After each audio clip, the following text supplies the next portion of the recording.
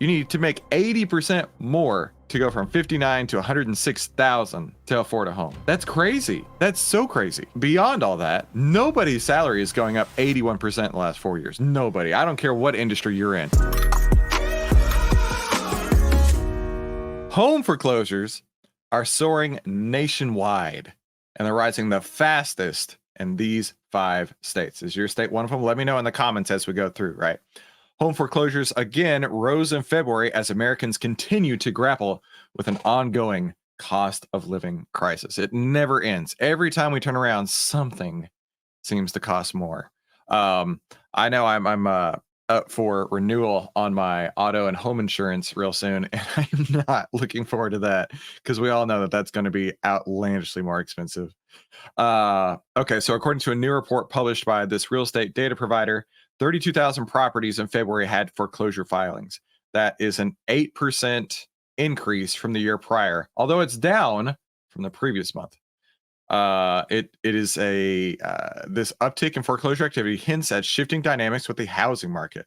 These trends could signify evolving financial landscapes for homeowners, prompting adjustments in market strategies and lending practices. Good morning, Brian. Thanks for watching live. So this makes me think. So my mother-in-law passed away in October, and we sold her home to Open Door. And that was a great experience. I'm telling you, like, we went on Open Door, they gave us an offer, we closed 30 days later. I mean, it couldn't have been a simpler process. And now her home is for sale, with a fresh coat of paint and a couple little odds and ends here and there, for like $60,000 more than what they sold it to us for. Whatever, that's them doing their thing. But they're already making price cuts, right?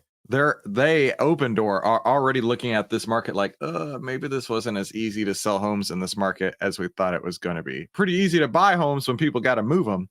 But that is the exact reason why our family decided, let's just go with this offer. Don't worry about trying to get max value. Let's try and work on liquidity right away, because liquidity tops all. That's one of my important things that I focus on, is having the most amount of liquidity. And when you're in a house, sometimes it's not very liquid, right? And with that being said, right, there's a lot of people who are hurting in this economy, right?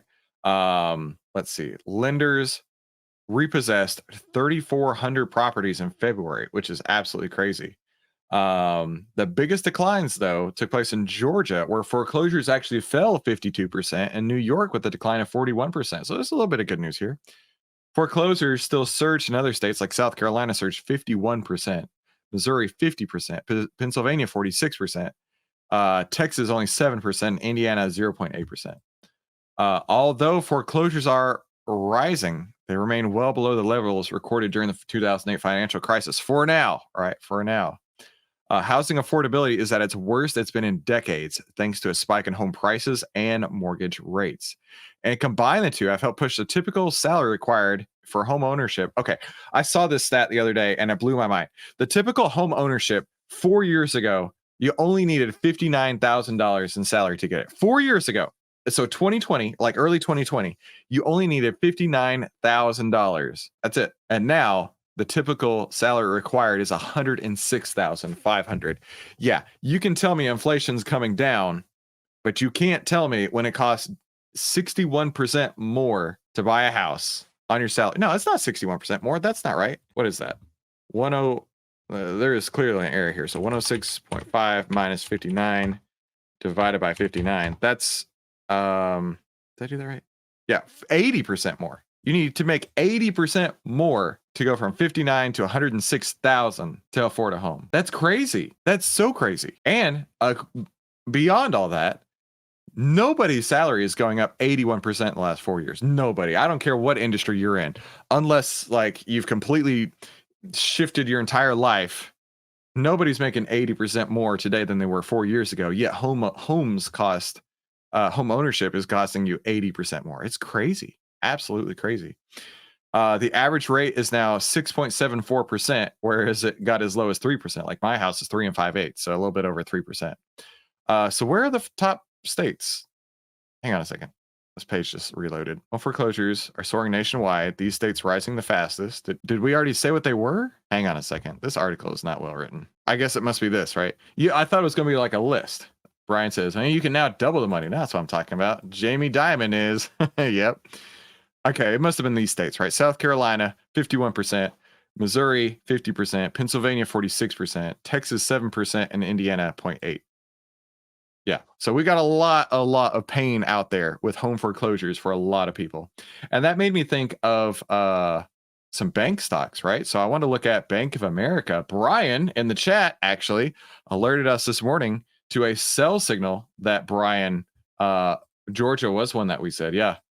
Brian in the chat just alerted us this morning on the Outlier platform. We got a sell signal for Bank of America today, in fact. And looking at the performance summary, we can see that Outlier had a 24% return, while buy and hold only has a 2.54% return, which is pretty sweet, right?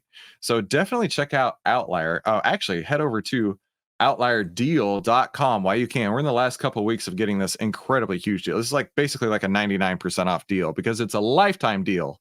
And the only way you're going to get that is over at outlierdeal.com, and it is going to be done very, very soon. So yeah, we got a sell signal today from a buy signal that happened just on January 31st. So if you're a Bank of America shareholder, now may be the time to get out, especially with a lot of these foreclosures happening. You don't want your bank taking those on. Let's go see what the internet has to say about this, right? Oh, I just learned that a young couple with 2 small kids are moving to an apartment. They moved to a newly built home 2 years ago. I kind of suspect that they can't afford it. Yikes. Yeah, that's not good at all. The Democrats love and embrace this. Let's not interested in this ad. Give me a break. But CO2s, Joe Biden did this. Hi, I'd like a wake-up call. Everything was better under Trump. Okay, I didn't know that was coming. That's pretty funny. So yeah, a lot of people are hurting out there as far as the home foreclosures go. And like Brian says, Georgia is definitely one of them.